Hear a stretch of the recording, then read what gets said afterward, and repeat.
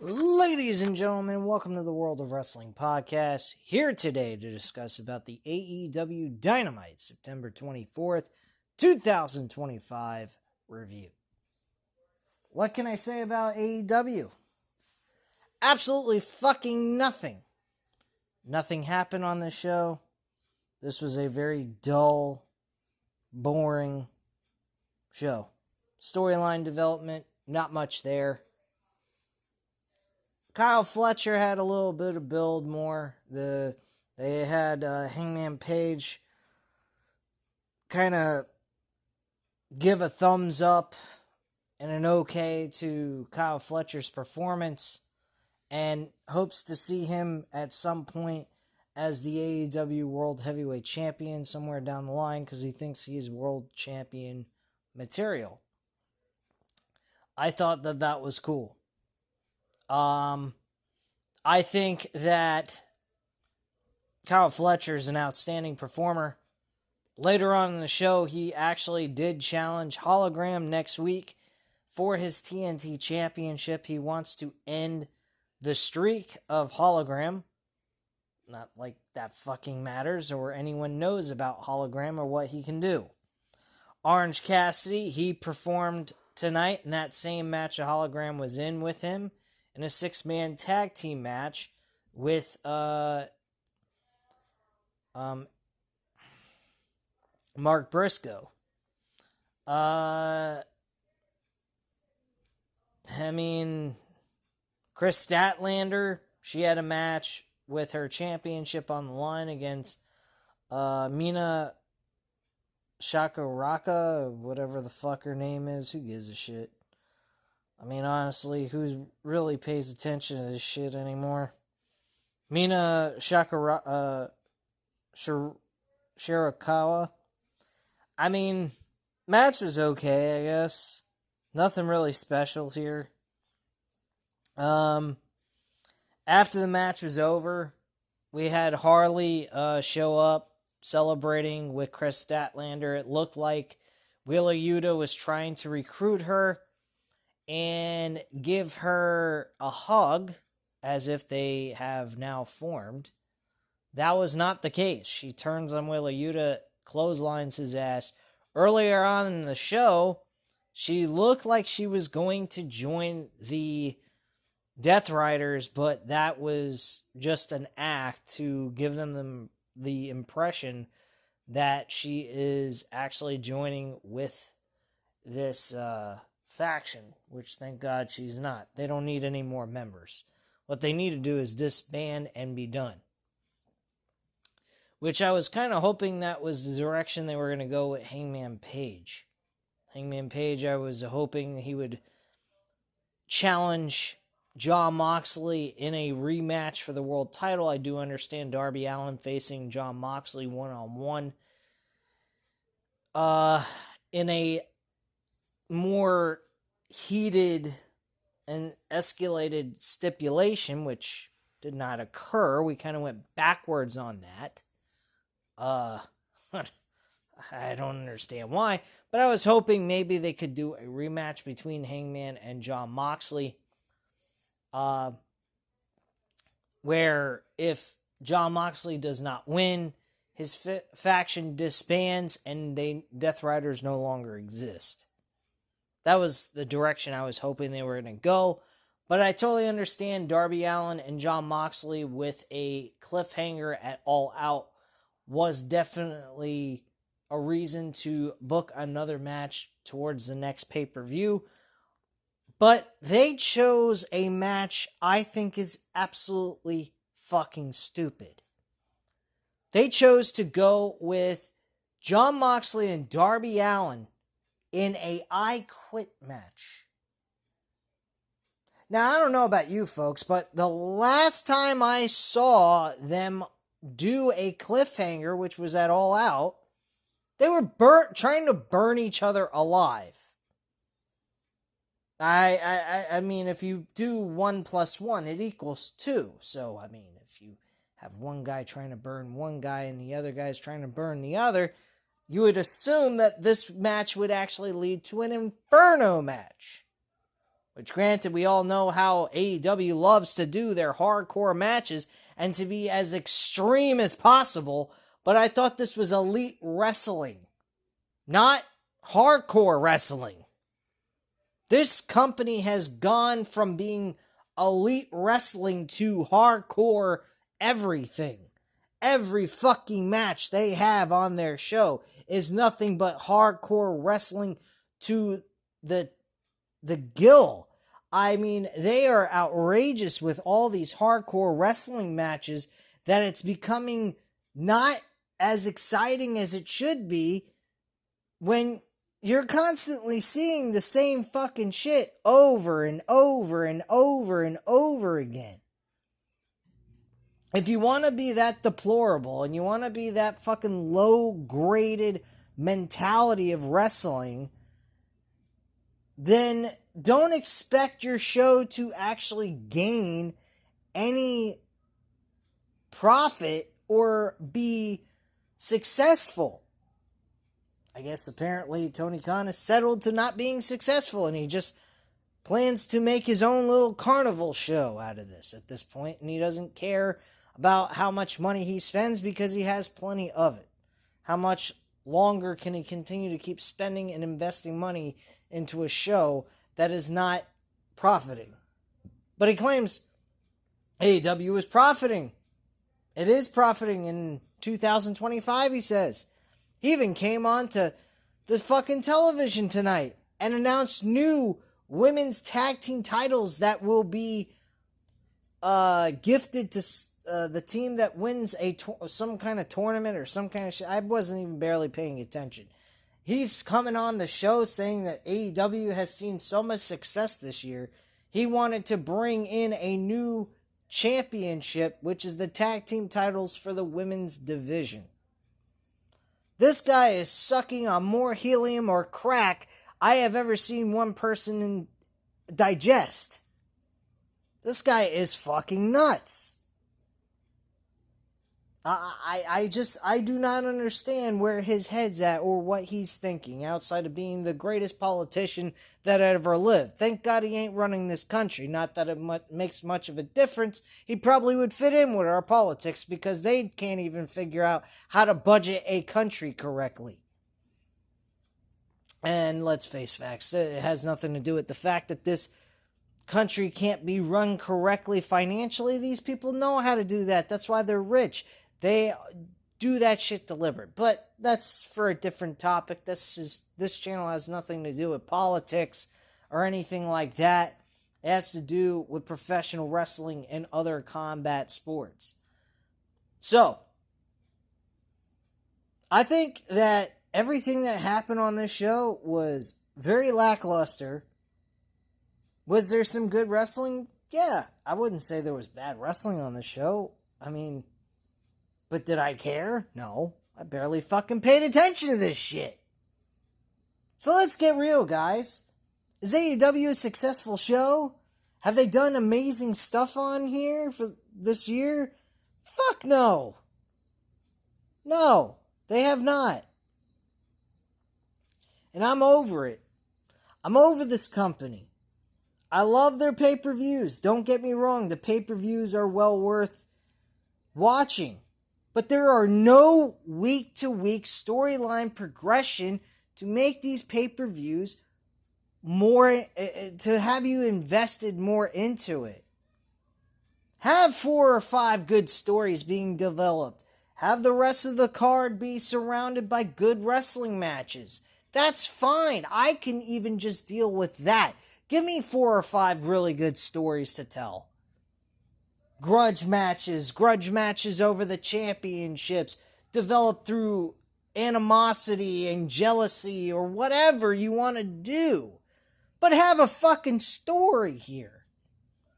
Jon Moxley, Darby Allin, yes, the story is good. I will give them that, but it don't make any fucking sense when Jon Moxley no longer carries the championship, in my opinion.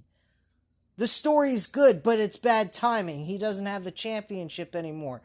Darby Allin should have been that guy, but because Darby Allin went off to do Mount Everest and the fact that Jon Moxley's run was way too fucking long, number one, and number two, had no fucking story or made any logical sense of the story they were trying to tell, this is meaningless. It is just amped up match stipulation after match stipulation between these two that are going nowhere. If they were competing over this world title and Darby Allin did not go to Mount Everest, this story would be fantastic. Jon Moxley holding onto the title, Darby Allin chasing for the championship. You're developing a fucking star through that. Darby Allin's that guy. Darby Allin should become world champion at some point. Jon Moxley should have been that guy to be the one that gets the title taken from Darby Allin, be the one that takes the title from him. They didn't go that direction. And quite frankly, they couldn't have because of the circumstances that they had. Darby Allin was in Mount Everest for a whole month. And during that time, Jon Moxley again had his story was meaningless. It was roundabout riddles and bullshit. It sucked. And his title reign had to end, and Hangman Page was the secondary option with Darby Allin not there. Because if you go with Darby Allin to take the title and Hangman Page loses, and we have to go on with this bullshit with Jon Moxley as well, I couldn't have dealt with it any longer. I mean, seriously, I could not deal with it anymore.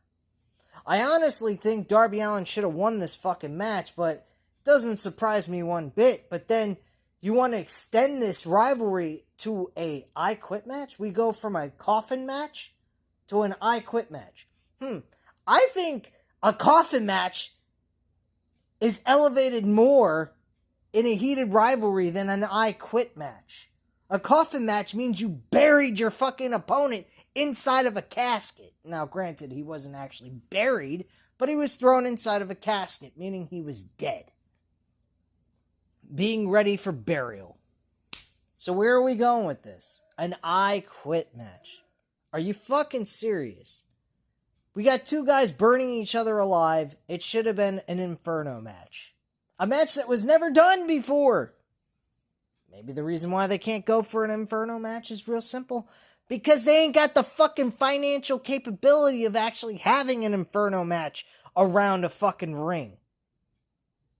Let's just get real, folks. AEW is a sinking ship that is refusing to see the light at the end of the tunnel, that they need story. Now you probably would say, well, what are you complaining about? They're giving you a story with Darby Allin and Jon Moxley. Yeah, at the wrong time. Jon Moxley as world champion, Darby chasing the title. There's your fucking story. And then you have these elevated stipulations for these matches that they would have. That would have worked. That would have carried also Jon Moxley's reign as champion, giving it more meaning to it. More heartfelt meaning as you hope that Darby Allin takes the title off of Jon Moxley. Now it's just Darby Allin just getting a win over Jon Moxley. He has not won once against Jon Moxley. Not one time. I'm dead ass. I wouldn't be surprised if Jon Moxley wins in an I Quit match. I would not be fucking surprised, but I'll stick with Darby Allin winning that match. I don't see them having Darby Allin say I quit to Jon Moxley. I really don't see that. He'd have to be killed in order for the match to be ended.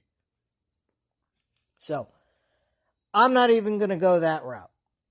But this show, I mean, for God's sakes, absolutely sucked. I think this company is dead in the water. Absolutely fucking dead in the water. Their first match of the night was the Brodito versus the Gates of Agony for their tag team titles, and they retained the tag team championships. Match was okay, but who fucking cares?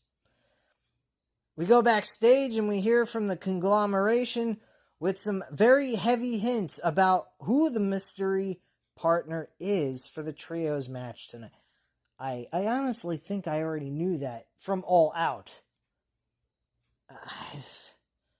And not to mention Mark Briscoe. He wins a match against MJF. And what is Mark Briscoe doing right now? Teaming with Hologram? Are you serious? Orange Cassidy's one thing. I don't have a problem with him teaming with Orange Cassidy. But we don't see him going after the TNT Championship, which should be the championship he should be targeting right now. And he's nowhere to be found in that mix. Instead, Hologram's getting a fucking title shot. Now, granted, they may go right back to Mark Briscoe. Maybe that's the bridge to where they're going with this. If that's the case, then my apologies. Fine. And I hope that is the case because the whole idea is to get Mark Briscoe back on track for a TNT Championship run. That's where he needs to go with this at this point because he ain't being developed into a bigger star on this show if he ain't progressing and moving on to other things in his career, which is winning other AEW championships. But yeah. Anyway, we head backstage to hear from Chris Statlander, Harley Cameron, as Chris addresses her title match tonight and the ongoing situation with the Death Riders before taking her leave, which again I already mentioned. She kind of play acted the Death Riders, making them think that she's actually going to join them in their faction, which thank God that did not happen. Back at ringside, the AEW World Champion comes out and he defends his World Championship in an AEW World Championship Open Challenge, where he defends the title against Lee Moriarty. What? What the fuck does Lee Moriarty have to do with AEW? He's a Ring of Honor Pure Champion. Lee Moriarty isn't even on this show on a regular basis. He carries another, I'll say a brand, not promotion, because they're part of the same company, technically. And he's carrying around a Pure Championship belt from Ring of Honor. Where did he earn an opportunity for that title? Is that for Hangman Page to patent his run as AEW World Champion? What the fuck is that? Don't get me wrong, the match wasn't terrible. But, of course, Hangman Page retained his title. Very predictable, and who the fuck gives a shit?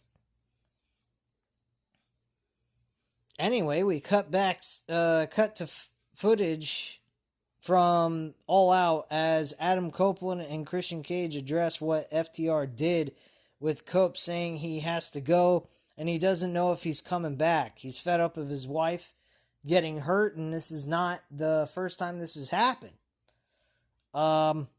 Cage says he doesn't have a family anymore, so go take care of yours. And Cope reminds Christian that he does have a family, and they shake hands before Copeland runs off. So, next thing, we had Tony Schiavone introduce FTR and Big Stokely to come to the ring. Dax has some choice words with a fan on the way to the ring before FTR and their man Stokely get into more boos from the crowd. Cash Wheeler takes the microphone saying he'd like to do this himself. He says they deserve the reaction they're getting, claiming that the actions they did on Saturday were not meant to go that way. He then calls out Cope for having so-called childhood best friends and a wife out before Stoke takes the mic to forgive Beth for what she did to him at All Out. He says he was running up the ramp not to run away from Beth, but to introduce himself, even suggesting he allowed Beth to spear him and carry him to the back. He then says Cope and Cage needed Beth to win, and that the worst part is Beth doesn't even work here. Dax says he was advised to come out here on live television and apologize. He will not apologize for dropping Cope and Cage on their heads and necks, but says he would never intentionally try to hurt Beth. Beth punched him in the nose and watered his eyes. And in his confusion, he thought Beth was Cope, and he dropped her on her head by accident. Sounds like bullshit to me. But then again, he's playing a heel character, so it makes sense. He learned a lesson that night, and he hopes Beth did too, as he would never lay his hands on a woman, though with Beth, he uses the word loosely. What the fuck? Dax is cut off by Willow Nightingale, curiously, and Willow comes to the ring first to address the fake apology from FTR before turning her attention to Beth Copeland. She talks about how much of an inspiration Beth is to her, even saying women like Beth are the reason Willow Nightingale came back from a broken neck. But most of all, women like Beth are the reason a woman like Willow doesn't take shit from guys like FTR. She implores them to give their apology another go before Stoke interrupts to say it must be past Willow's bedtime, because it's past almost 9 o'clock at this point. And this gets a shot to the head by Nightingale, but before FTR can retaliate, Speedball come down to even things up. Speedball, Mike Bailey, and Kevin Knight, I believe is his name. Who fucking cares? FTR reluctantly leaves the ring with Big Stoke regrouping on the ramp. So they're regrouping from fucking Speedball, Mike Bailey, and fucking Kevin Knight. What the hell? We cut to MJF. This was a good segment. This one I liked. This was story here. But fucking MJF's the man. He's the spear of this freaking company. He's the quarterback of AEW. Without MJF, I would probably not even give a shit about this promotion. Honestly. This is a dead company. Without a shadow of a doubt, with no stars whatsoever. What a joke. So we cut to MJF after his match at All Out, where he talks about everything is done for AEW over the past few years and all the doubts that have come from it. He says something is missing and that he's not MJF but a caricature. He calls the tax his doubts, saying he can't come back until he is himself again. But more importantly, he will come back only when he is most dangerous self. When he becomes the most dangerous self. Which I liked. I thought that was kind of cool. He takes a tack off of himself, talking about eating his doubts up and spitting them out as he does so with the tack. That was pretty much what he used to do when he had doubt. And this is actually addressing real storyline progressions we've seen from MJF since he's come back from his injury back in 2023 of December into 2024. He's had doubt. He needed the Hurt Syndicate. He wanted to try to get involved with them. And that went nowhere because the storylines being developed for him made him look ridiculous. And they're trying to turn a negative into a positive. I like the idea that they're going with this, trying to rectify the mistakes they made with MJF creatively by using that as he is not himself right now. He's not being the old MJF that used to be a winner. He's a guy that's looking for all these different shortcuts and ways to get to the championship when all he used to do is just get to the fucking championship. He didn't look for shortcuts or anything. His shortcuts were done in the middle of the ring. That's how he did his shortcuts. But at the end of the day, he always went direct, straight to the fucking championship. He didn't go through little loopholes and and fucking hula hoops or whatever the hell you want to use to get to the championship he was trying to achieve. He just went straight at it and accomplished it. And that's what he did the first time he ever won the world title. He worked his way up as well through rivalries and other things that he did. Now, granted, he has been doing well statistically on wins and losses, but creatively, as his personality has become, it's been shit. He has no confidence. He doesn't know what to do with himself. He's doing everything he thinks he could do to win the world title, yet he's not doing the one thing. Just go the fuck after it. And he still has this briefcase in his back pocket. How does he pull this off? I think he's just going to disappear. I think he's going to come back. And the week of, he's going to say, I am challenging you next week for this championship. Or he's going to challenge Hangman right then and there. Maybe we get a different MJF. Maybe we get a MJF babyface out of this. Which, I mean, personally, I don't think we need to see that because we got enough baby faces on this roster to carry it. So he doesn't really need to be a baby face in any way, shape, or form. Not that I would have an issue with him turning babyface with this new character he's going to develop. I think there's going to be some kind of change in him. If he stays heel, that's fine too. I have no issue with that. But he needs to come back with a slight different change to him. And he needs to win that world title when he comes back. That's plain and simple. That's what needs to happen. So, that's just my thoughts. But he's going to come back his way is what he ends the segment with. So, back at ringside, the Don Callis family make their way out for the next trios match.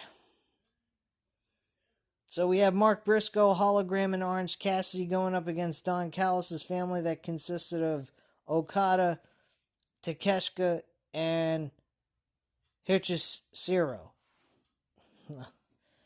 I didn't barely pay attention to this shit, nor did I give a fuck. Orange Cassidy gets the W with the Orange Punch, allowing Hologram to hit the Portal Bomb for the win. And then Kyle Fletcher goes ahead, challenges Hologram for his undefeated streak while he puts his TNT Championship on the line. Whoop-de-fuck-you-do. Who gives a shit?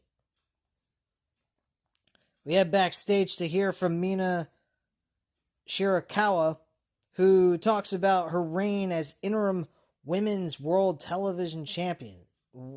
Why do I give a shit about this? Before saying she fights for Tony and for herself when she faces Chris Statlander for the Women's World Championship.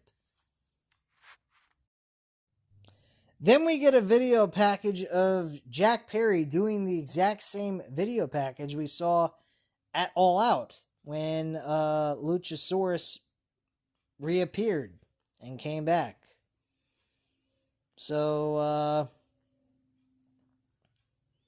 but Jurassic Express has returned. They will be on Dynamite next week.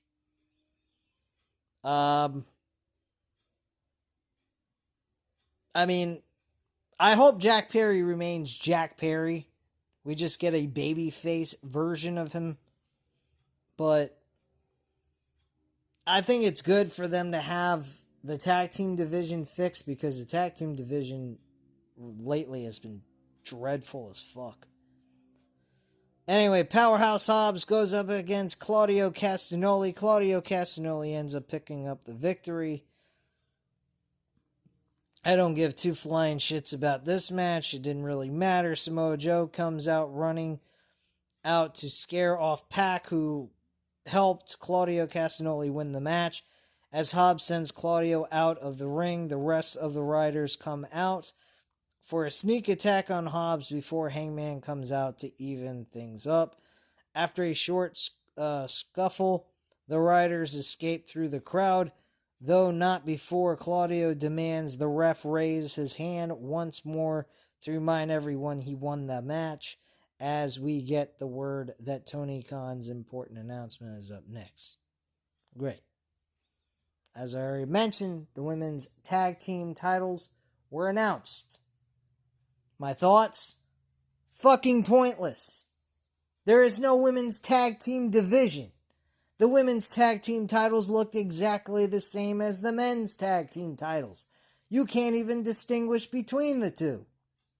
They look exactly identical. This company sucks. WWE sucks. Wrestling as a whole. I'm not joking, guys. Outside of TNA, I can't fucking believe I'm saying this. TNA, I have been watching week after week after week since Slammiversary, and I will admit this. I think TNA is the better product out of all of them. And yet they're performing in front of smaller crowds. But yet they give us better story. Are some of them cheesier than others? Yes, I will say that. But they at least try to give you a fucking story on each and every segment that they deliver on. It's not just random matches thrown together and say, here you go. Enjoy the show, guys. Enjoy your wrestling. No, I want wrestling with a story behind it. A point, a reason for why the fuck this is happening. If I'm not getting that, what is the fucking point of me watching this? There is none. Plain and simple. There's your answer. This company is terrible. So is WWE. I cannot stand either one of these companies right now. AEW wants to charge people $39.99 a month for pay-per-view events while also paying for HBO Max. I heard that people were taxed and had taxes added to this, which brought it up to the same price that you would normally pay, from what I've heard. I hope that's not true, and I thought maybe that was just a rumor or just false information. Who the fuck knows? But my ass, I use my VPN on my tablet.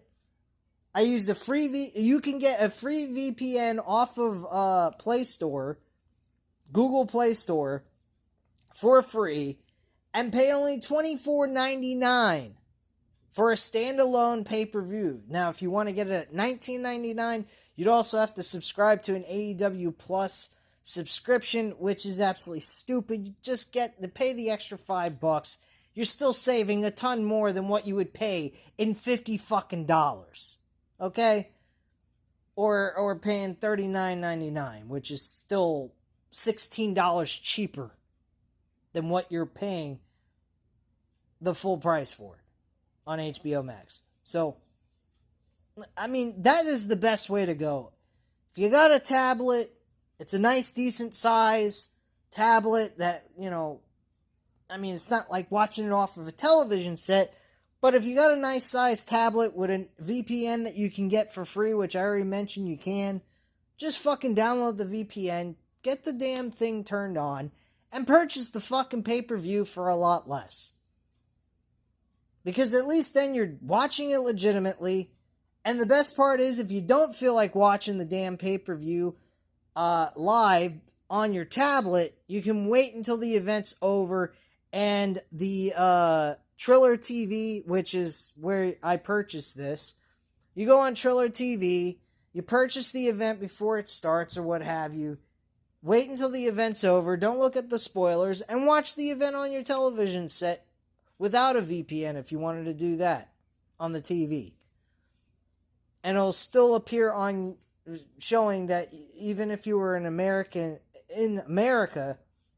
that it will then transfer over onto your account through Triller TV, even with it showing that you live in America.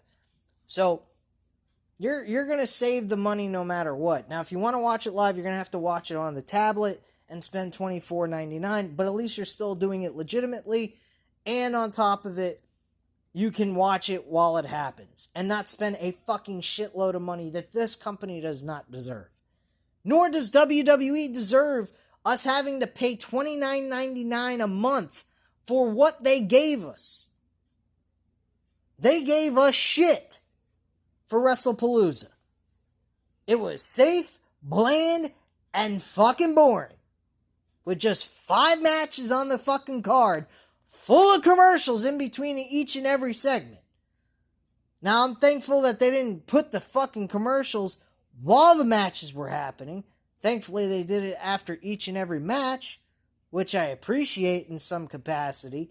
But still, what the fuck do we need so many damn commercials, then add on to more commercials for WWE's ads? I would say about 2 or 3 extra commercials came after the regular commercials we sat through for 3 whole minutes. It's freaking ridiculous. And it's overkill.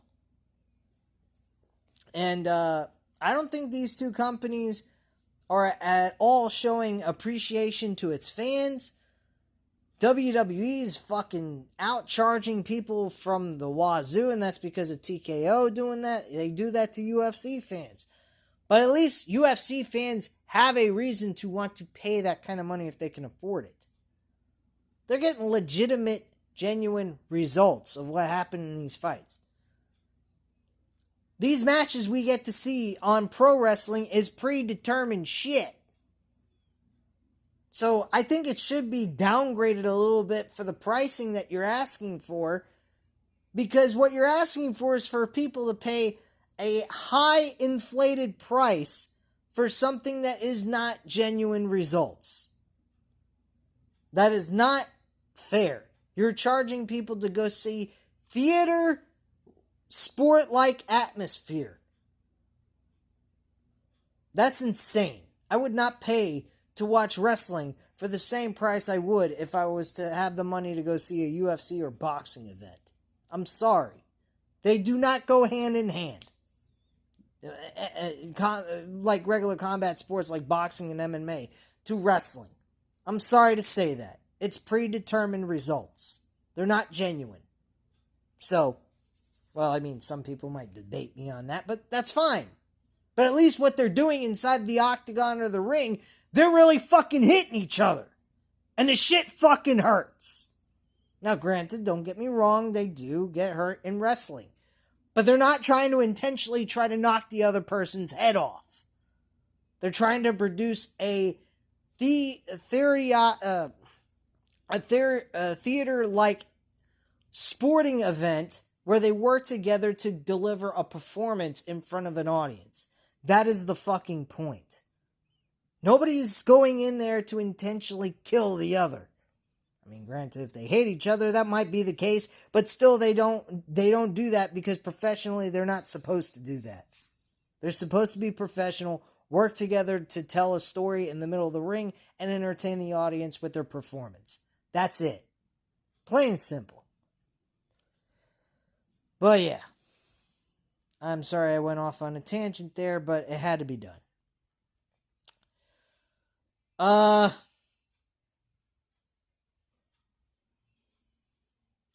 So the last thing we had on the show was the AEW Women's Championship match. Chris Statlander defended the title and retained, obviously. I don't know what the fuck they're making him defend the fucking Women's Championship. Why championships are being defended after they were already defended this past Saturday. Please tell me where this makes any fucking sense. Because it don't. Anyway, after the match, I already mentioned, she turns on Wheeler Yuta, making him think that she was actually joining the faction. She did not. And Harley and her ran off into the crowd, and that was that. Then Darby Allin comes out. He's got a fucking blowtorch. I'm going, okay. I mean, granted, I don't particularly care for this storyline because of the timing of it, like I've already mentioned earlier in the video. But we got a blowtorch. I'm saying, okay, it makes sense. Two guys burned each other alive tried to burn each other alive on national television at All Out. He's coming out with a blowtorch. So again, like I said, 1 + 1 = 2. Apparently, these people think 1 + 1 = 3 or 5, 6, whatever. He's coming out with the blowtorch. He looks like he's trying to burn Jon Moxley again. They get away from him because they don't want to get fucking lit on fire. And Darby Allin grabs the microphone and says, I want you in a rematch at WrestleDream in an I Quit match. I'm just like, how does this make sense?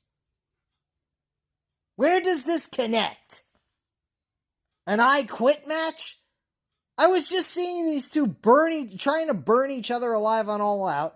He comes out tonight with a fucking blowtorch, and he's looking to burn him alive.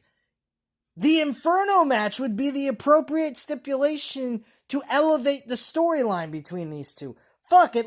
I mean, the world title is not even up for grabs at this point. Darby's not even chasing for anything, and yet we got him announcing for a fucking I Quit match instead of them competing in an Inferno match. This shit makes absolutely no sense. And again, like I said, I just don't care. They killed the story for Darby and Jon Moxley for me with the announcement of an I Quit match. It is absolutely dumbfounding how stupid one company can be. But this company definitely proves how fucking stupid they truly are. But anyway, guys, that's all I have to say at this time. If you enjoyed the video, by all means, hit the like button. Hit the subscribe button if you're not already subscribed to the channel. And leave a comment down below. I'll definitely get back to you on that. Thank you guys very much for watching. And have a great night, guys. Bye.